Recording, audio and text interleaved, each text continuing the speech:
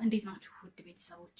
ይህን ቪዲዮ ላይክ፣ ሪፖስት፣ ሼር እያደረጋችሁ ለአዶናይ እና ለሌሎቹም መልካም ለሚያደርጉ እህት ወንድሞች እንድታደርሱልኝ በትህትና ጠይቃለሁ። እንዲያስቡበት ነው፣ በዚህ ሰዓት ይሆናል ማለት ሳይሆን እንዲያስቡበትና ለቀጣይ እንድንዘጋጅበት ስለምፈልግ ነው ይህን ቪዲዮ ያመጣሁት። በጣም ብዙዎቻችሁ አሁን ላይ እንደ አዲስ እየተሰራጨ የሚገኝ ቪዲዮ አለ።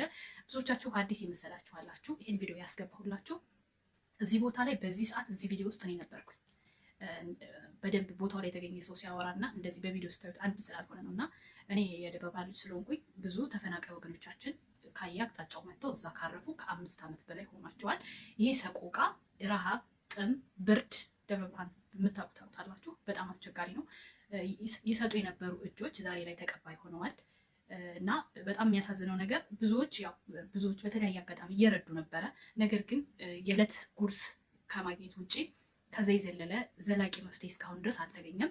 ስለዚህ ይሄንን ነገር አዶናይ አምናለሁ፣ ትችላለህ፣ እግዚአብሔርም ይረዳሃል እና ይሄን ነገር አስበህበት። እዛ ውስጥ በጣም ብዙ ምሁራን ወጣቶች አሉ።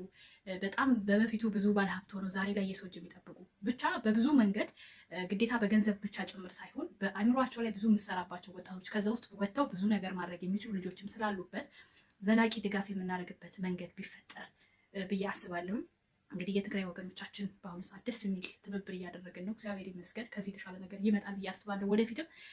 እንዲሁም ደግሞ አንዳንዶቻችሁ ያው ስታሳውቁ ያልሰሙም ሊኖሩ ስለሚችሉ በግልፍት በጸብ ሳይሆን በዚህ ሰዓት አንድም ሆነ እኛ የሚዋጣት ኢትዮጵያውያኖች ሁላችንም የሰው ዘር ነው። የትም ሀገር ይሁን ረሃብ ቀን ቀርቶ ደቂቃ አይሰጥም።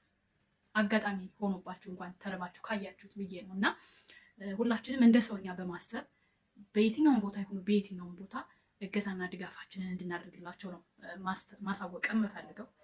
በተቻላችሁ መጠን አዶናይ ሜንሽን እያደረጋችሁ ይህ ቪዲዮ እንዲደርሰው አድርጉልኝ። አዶናይ ወንድሜ እግዚአብሔር ያግዛል፣ አንተም ትችላለህ። ደግሜ የምነግርህ ነገር አንተ ከነካኸው፣ አንተ ከጀመርከው በጣም ብዙዎች መረባረብ እንደሚችሉም አይቻለሁ። ሌሎቻችሁ ደግሞ የትግራይን እርዳታ ለማደናቀፍ የመጣችሁ ዘዴ ነው የምትሉ አንዳንድ አይምሯችሁ የበረዘ ሰዎች አላችሁ። ልቦና ይስጣችሁ። ይሄ በጣም የቆየ ነው። 5 ዓመትና ከዛ በላይ ሆኗቸዋል ሰሚ ያጣ ድምፅ ይዘው ማለት ነው። ስለዚህ ይህንን ቪዲዮ ሼር እያደረጋችሁ አድርሱልኝ። ለአዶናይ ብቻ አይደለም፣ ይሄ የአዶናይ ግዴታ ብቻ አይደለም። ጆን ዳንኤልም አለ፣ ሌሎችም ስማችሁን ጠርቼ የማልጨርሳችሁ የማላቃችሁ ሚዲያው ላይ መልካም ስራን እየሰራችሁ ያሏችሁ በተለይ በዚህ ሰሞን ብትተባበሩና ይህንን ነገር ዘላቂ ነገር